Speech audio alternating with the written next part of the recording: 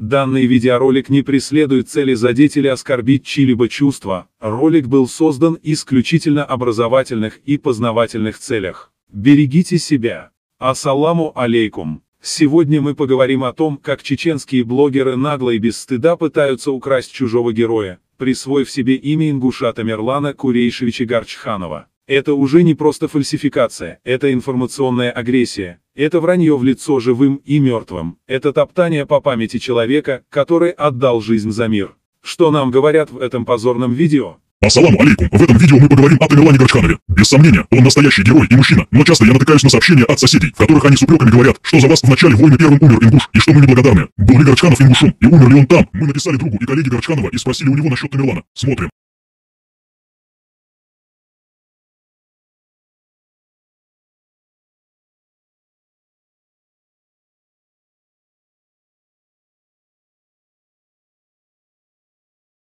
Как вы можете видеть, Тамерлан не умер от танка, как говорят, а от инфаркта. То, что он не погиб именно 1 декабря и не от побоев, не умаляет его достоинства. Он был настоящим мужчиной, и да, как мы узнали от султана, Тамерлан считал себя чеченцем из Тайпа-Цичой, у которого были родственники в Катар-юрте, и да, а тем, кто говорит, что мы неблагодарные, скажу, в честь него построили башню в Чечне. Воистину, ложь обречена на погибель.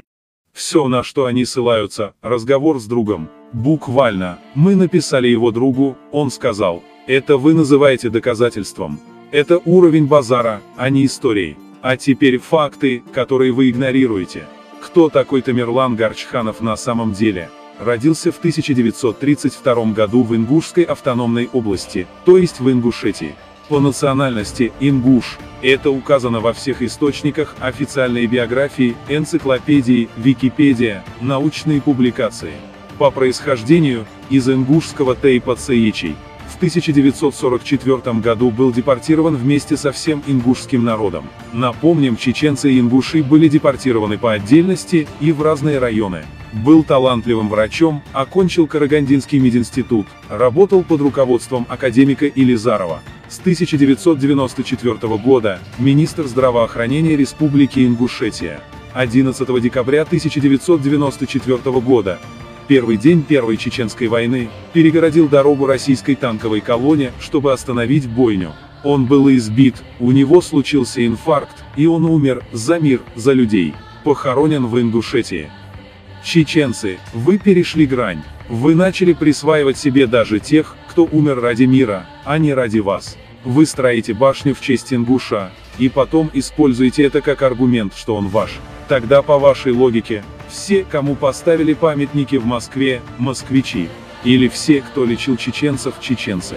Нет, Тамерлан Гарчханов не чеченец. Никогда им не был. Он ингуш, и вам его не получить. Где ваши доказательства? Где заявление самого Гарчханова, что он чеченец? Где его родословные, где архивные материалы? Вы сами все придумали. И теперь, чтобы скрыть стыд, кричите, мы не неблагодарные. Башню построили. Это дешевый театр. И знаете, в чем настоящая подлость? Вы приписываете себе мертвого человека, который не может вам ответить. Вы пользуетесь тем, что он умер, и теперь говорите за него. Это низость, ниже которой уже падать некуда. Ингушский народ не позволит вам врать. Не позволит искажать. Не позволит красть. Тамерлан Гарчханов – это наша гордость, наш герой, наш мученик. Его имя вписано в историю Ингушетии, не Чечни.